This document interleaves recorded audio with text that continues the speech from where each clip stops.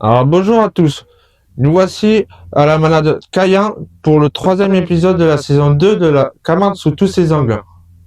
Dans celui-ci, nous allons parler de la carrière de Chicharito.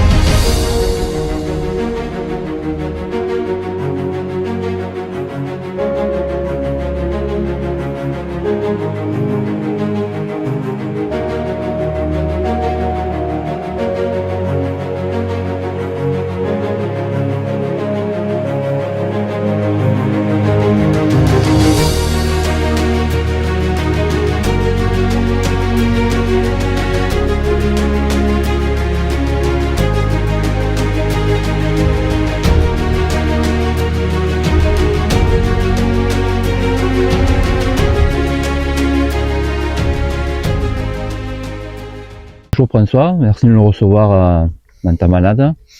Mais bonjour également, heureux de vous accueillir pour continuer vos reportages dans nos traditions camarguaises et de nos beaux taureaux stars et nos retraités notamment. On va parler de Chicharito. Voilà, déjà ses origines, quand il est né. Ouais, donc né en 2009, donc il a 17 ans, 17 ans cette année. Origine Fonfon-de-Guilherme. Il a effectué ses premières courses, il avait 3 ans et demi, sa première course aux arènes de Raphaël. Alors là, il avait beaucoup d'énergie, il avait beaucoup sauté, mais sauté aussi bien seul qu'avec après les raseteurs. Et d'ailleurs, une petite anecdote, il s'était un peu blessé, on va dire, comme il faut quand une petite envolée, là, il s'était blessé au niveau de la mâchoire. Donc après, il a passé 6 mois au repos, on va dire au repos forcé. Pour après, avant, donc, de 3 ans et demi. Donc, en fait, il a pas recouru jusqu'à ses 4 ans et demi, presque. Et après, il a fait 2-3 courses d'école taurine. De suite, c'est vrai que voilà, il avait ce côté un peu d'anticipation, mais il avait toujours de l'énergie. Il sautait, il revenait, je dirais. Il a eu même fait une course un peu de taureau jeune à revenir. Et il a fait sa première corne nue en course de taureau jeune à Remoulin, quand il faisait l'ouverture de saison au mois de mars. Et je crois que c'était aussi presque pas des premières de Cadenas, mais je me souviens, il y avait Joachim Cadenas ce jour-là, il y avait Lucas Faure. Et il avait été intéressant. Et donc là, cette année-là, après, il est allé au Tridandor aussi. Il a fait d'entrée le Tridandor à l'année de ses 5 ans. Cette année-là, au Tridandor, il fait 2 tours, il fait Kessargues, où il a fait bonne, où d'ailleurs, il blesse Smaïn, enfin, il blesse pas de coup de corde, mais il attrape Smaïn Sbiri un peu avant les barrières. Il déboîte l'épaule ça allait bien handicaper Smaïn pour le reste de sa saison. Après second tour à Saint-Angiol, et ça s'arrête là, il fait une bonne course, je veux dire c'était serré, bon il manque quelques petits points pour aller plus loin. Après l'année après, il fait une année complète à l'avenir où donc là il doit gagner le 8 mai, je pense le trophée à Nove, le 8 mai à Nove, si mes souvenirs sont bons, la cerise d'or. C'est l'année où il fait la finale de l'avenir à Château-Renard.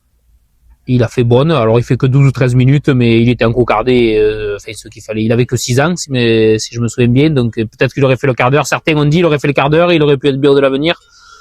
Il a pas été bio de l'avenir, mais quand on voit la carrière qu'il fait derrière, peut-être que ça y a suffi. Et c'est vrai que c'était le plus jeune de la course. Il y avait Cupidon qui avait été très bon ce jour-là, qui est bio de l'avenir d'ailleurs.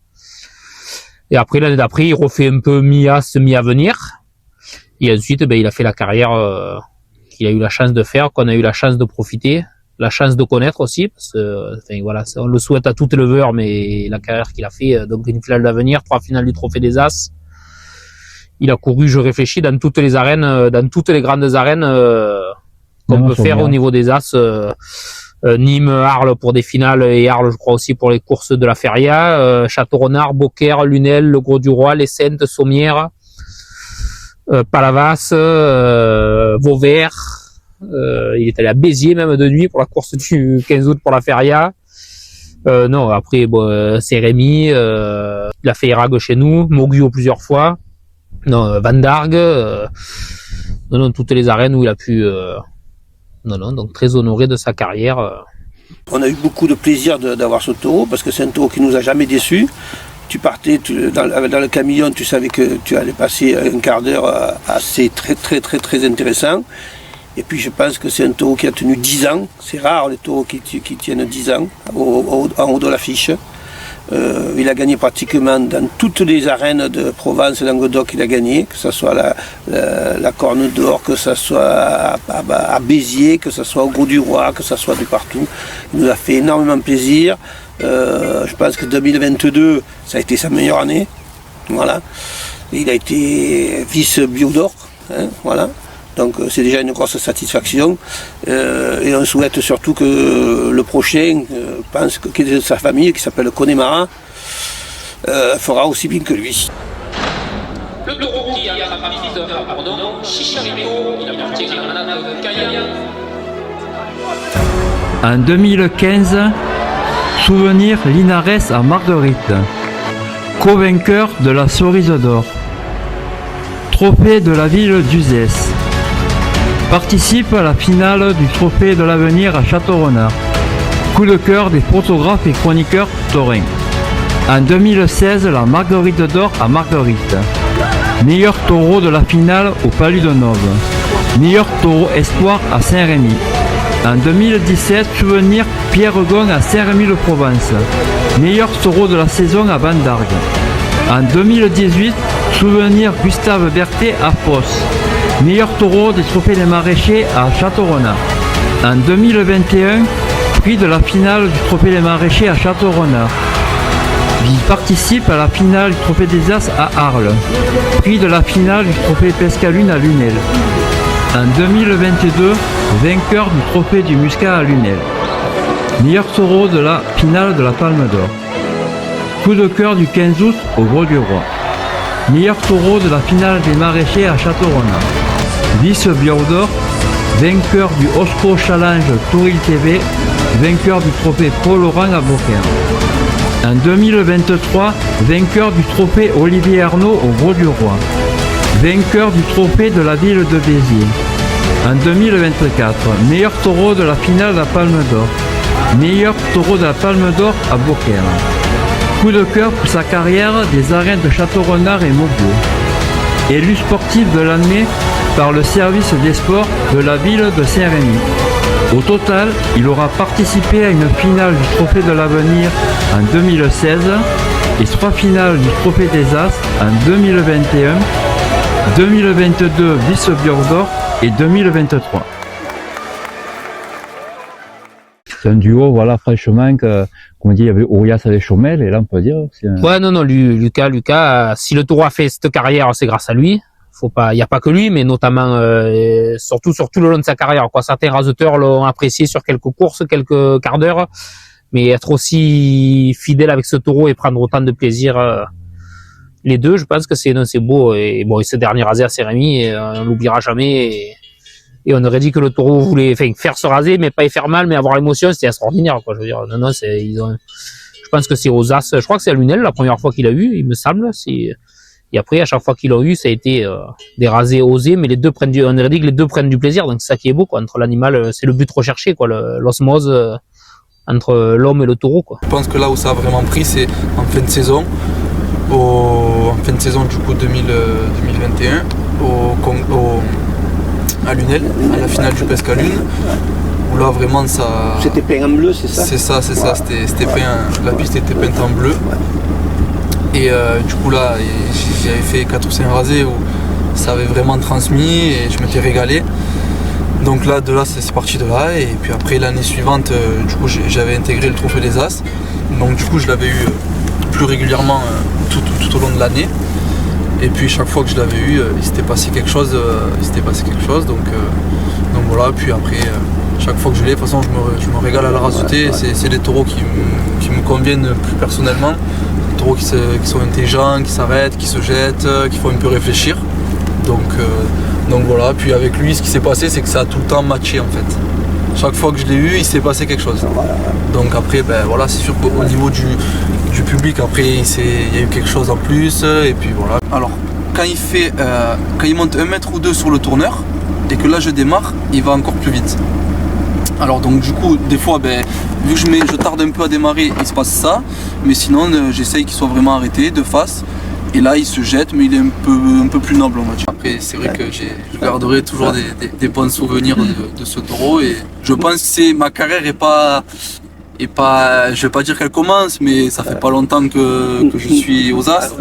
Et je pense que c'est déjà le taureau de ma carrière. J'ai toujours dit, moi, il m'a tiré vers le haut. J'ai fait de même, je pense. C'est complété. Des rasés comme à Lunel, je traverse Lunel à Beaucaire, où il est 2 mètres devant moi. Et j'hésite à me coucher, mais non, je vais à la tête, j'essaye d'aller à la tête, puis j'arrive à y aller. Ça transmet au niveau des gens, c'est énorme.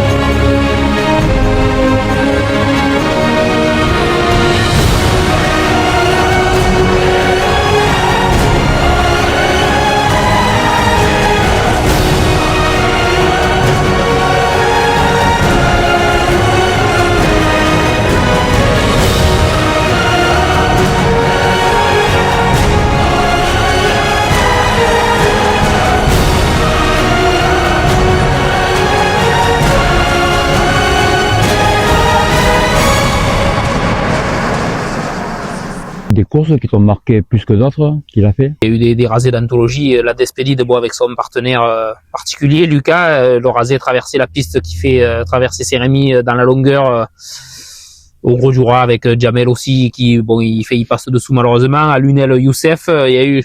Non, je le souhaite à tout éleveur, même s'il a jamais pas eu le titre de Béo d'Or, mais d'avoir des taureaux aussi bien, surtout dans la régularité, dans la constance, quoi. Donc ça, c'est extraordinaire, je pense.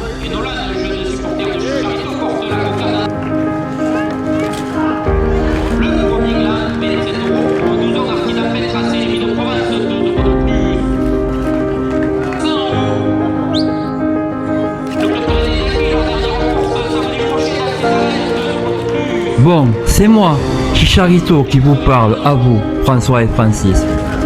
Je sais que je suis une de vos fiertés. À chacune de mes sorties, l'angoisse était au rendez-vous. Moi, quand je montais dans le char et que vous m'encocardez, j'avais les fourmis dans les pattes. Dans l'arène, j'attendais l'impatience des hommes en blanc. Avec mes anticipations, J'espère que je vous ai rendu fier.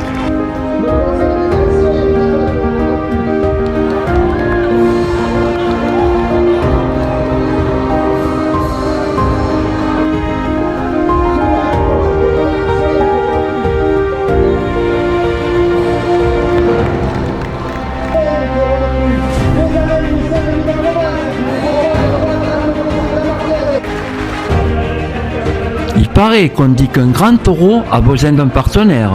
Et je l'ai trouvé avec toi, Lucas. À chaque fois, je t'anticipais.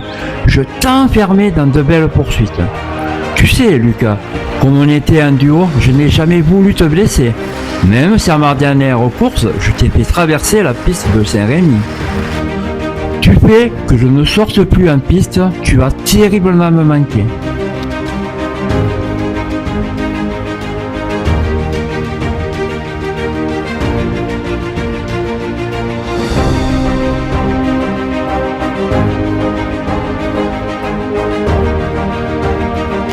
Maintenant, je vis une retraite paisible.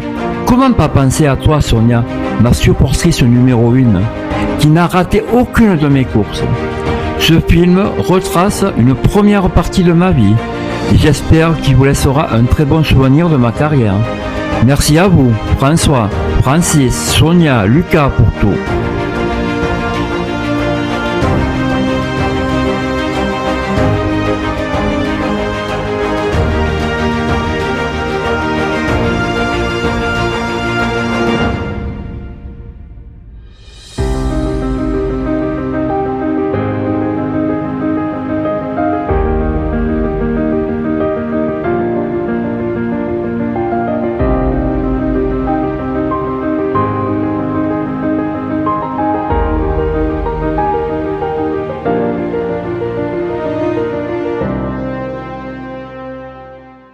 Je vois que maintenant il profite d'une belle... Voilà, il profite de sa retraite. Au milieu de nous, tous nos taureaux sont ensemble. Donc là, sur les terres, on est sur Graveson, quoi. Tous les taureaux sont ensemble.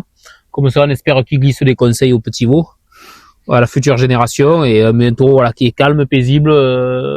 Ça nous arrive de temps en temps quand des fois, quand il y a plusieurs courses, et ben, des fois, il va pas faire un simbé, mais des fois, on le met dans le camion pour en garder un qui bouge un peu plus. Quand il en faut plusieurs, lui, on sait qu'il est calme, qu'il nous fera pas mal. Et voilà, c'est un taureau très intelligent qui a... Et souvent, on en parlait tout à l'heure ensemble, voilà, tous les grands taureaux souvent sont calmes, paisibles, intelligents, et c'est pour ça qu'ils durent et qu'ils font de longues carrières.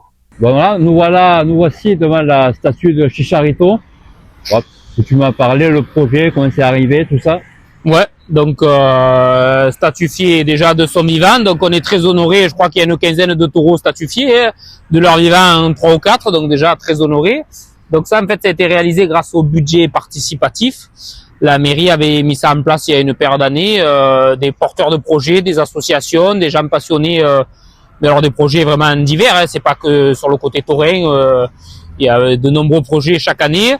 Et donc c'est un jeune de Saint-Rémy-de-Provence, Léo Merlin, qui a eu l'idée à Saint-Rémy-de-Provence, ville de tradition, avec la dernière abrivade Cornenu, le célèbre Tau d'Or, je veux dire, c'est quand même très pays de Mistral, je veux dire, au pied des Alpes, une ville très taurine, de mettre un statut pour montrer encore plus son implication et sa fierté pour les traditions camarguaises. Bien sûr, il nous a proposé le taureau, ben voilà, qui avait fait une belle carrière, et donc on a été très honorés de l'apprendre qu'il voulait faire notre taureau, qu'on a de suite accepté. Donc, mais après, c'est vraiment voilà Léo qui a porté ce projet, et grâce donc à la mairie, Léo, et bien sûr l'artiste Arnaud Chabanon qui a réalisé donc le taureau taille réelle. On a mesuré la hauteur au garrot, sa longueur, l'espacement entre les cornes, la forme. On a vraiment voulu qui ressemble au taureau, voilà, comme il est dans le terre, comme on dit souvent un peu la tête basse, souvent en mouvement. C'est pour ça qu'on l'a fait en mouvement aussi. C'est pas un taureau qui reste immobile longtemps. Voilà, très honoré, très content que notre statue soit sur le rond-point à Saint-Rémy. Et un peu peut-être parler de Chicharito, voilà, à sa retraite, comment ça va être Ben, il va profiter de sa retraite, comme on l'a vu tout à l'heure, dans les pâturages. Voilà, profiter, on l'espère, le plus longtemps possible, en bonne santé, en bon état. Après, des fois, la nature est un peu dure, comme on dit. Les confrères vont peut-être, après, quand les animaux s'affaiblissent, les plus jeunes, les plus dominants ont tendance un peu à les mettre à l'écart, à les chasser. Donc après, on verra s'il faut le ramener, par exemple, plutôt avec les vaches, pour qu'il profite, voilà, et qu'il souffre pas, qu'il profite du maximum de sa retraite, en forme, et comme on l'a dit tout à l'heure, qu'il donne le maximum de conseils, à ses petits frères, c'est voilà la nouvelle génération qui leur donne le maximum de conseils pour qu'ils fassent une carrière comme lui. Alors nous voici à la fin de cet épisode. Nous voulons remercier la Malade Cayenne de nous avoir reçus. Nous voulons remercier Sonia Turini, Didier Denon, Philippe Romeu pour les images. Ainsi qu'Hervé Bernon et Christian Muscat pour les photos.